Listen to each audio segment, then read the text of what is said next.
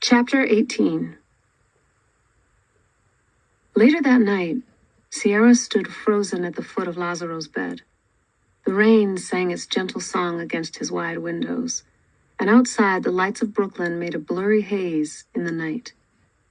She studied her sleeping grandfather's withered face, his gaping, toothless mouth and flaring nostrils bathed in the warm glow of the reading lamp.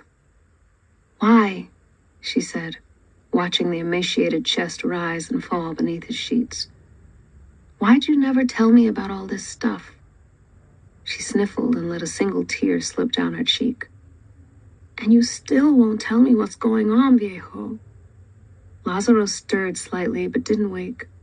Sierra stared down at him, her heart pounding. "I almost died tonight, abuelo. And why? What boys' club did I nearly get killed for? Did you think you were—" Her voice faltered, but she refused to cry in front of him. "Did you think you were protecting me by keeping me in the dark all this time?" She walked out, slamming the door behind her. In her room, Sierra unraveled her braids and stared at herself in the mirror. Her newly freed fro still bore the traces of Benny's handiwork, but Sierra didn't feel like combing it out. Good hair, bad hair, such nonsense. She blew herself a kiss, flipped off an invisible Dia Rosa, and stomped downstairs. Juan looked up from his sticker-covered acoustic guitar. He sat at the kitchen table with an open bag of chips and a liter bottle of soda in front of him. "You done pouting?" he asked. "Because we need to have a serious conversation about what happened tonight." "You're damn right we do," Sierra said. She swung a chair around and sat backward in it, glaring at her brother.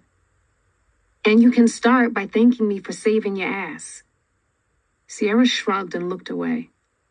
"Thanks," she said quietly. "How'd you know to come find me anyway? You hungry?" "Juan, it's like midnight." "I know." He jumped up and started rummaging around the cabinets. "Perfect time for midnight breakfast." "All right, but don't think this'll get you out of telling me how you showed up in Flatbush tonight." Juan cracked some eggs into a bowl. "So, we were couch crashing at this dude's spot upstate." "Upstate New York? People there listen to Culebra?" "What?" "People all over this nation listen to us." "But are there Puerto Ricans in upstate New York?" "I don't know, Sierra, probably, but I'm talking about white people." "Shut up. I swear to God, white kids come out and eat our music up. They're crazy about us, sing along to our lyrics and everything. Half your songs are in Spanish." "I know, go figure. Can I finish what I was saying now?" Sierra busied herself clearing the table of Maria's loose paperwork and some ad catalogs. "By all means." Juan opened the refrigerator. "Oh, Mom made yuca sweet." He retrieved a ceramic bowl with plastic wrap over it and tossed several white cassava chunks into the frying pan. "Anyway, we were at this dude's spot, partying, whatever, hanging out earlier today, and I felt something. I mean, I got the shadowshaping skills.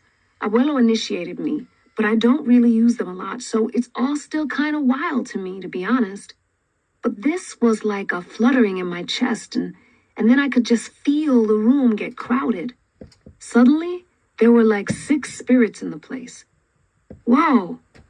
Did you have to squinch up your eyes and whatnot to see them?" "Oh, so you do know a thing or two about all this, huh?" Sierra looked away again. "No thanks to you." Juan poked the simmering egg and yucca mix with a spatula. "Anyway, nah. After a while, you learn to just see them without the squinty thing." They were murmuring, humming to themselves in that way they do. "They can talk?" "Kinda. It's like you hear it in your head, but it's not your thoughts. It only makes sense once you've felt it."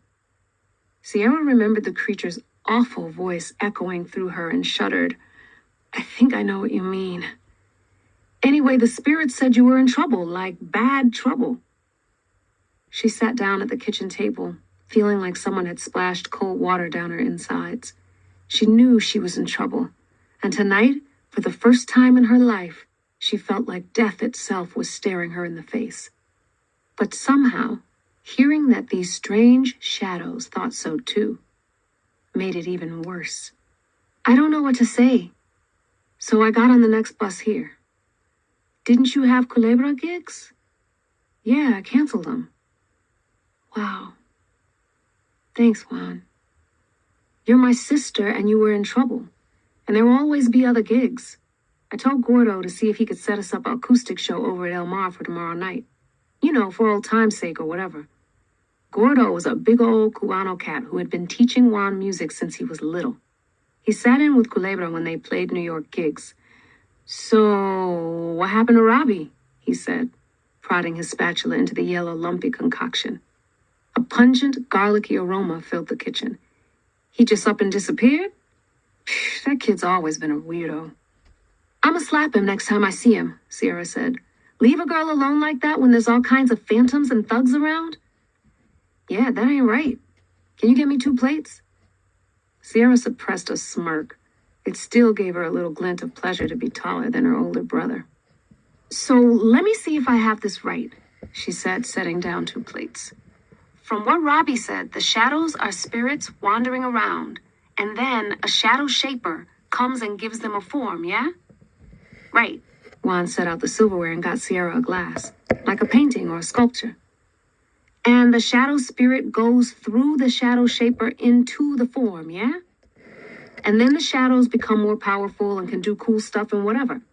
That what the official manual says, Juan? They can do cool stuff? You know what I mean? Juan shrugged and heaped a few lumps of steamy egg and yucca scramble onto the plates. What was Abuelo's form that he did, though? He was a storyteller, remember? Apparently that's pretty rare and powerful. Usually, it's painting like Papa Acevedo. A storyteller?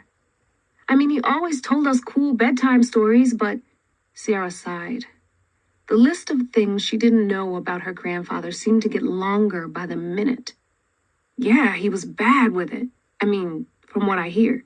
I never saw him in action. But I heard if someone was coming at him, he'd just stand there all quiet-like and mutter to himself, right? And then whatever it was he was mumbling about would literally take shape around him, like materialize from the ether and go after the bad guys or whatever. The shadows would do what he wanted them to do. Abuelo was a straight G with it. And now Lazaro couldn't even form words, Sierra thought. She sighed again.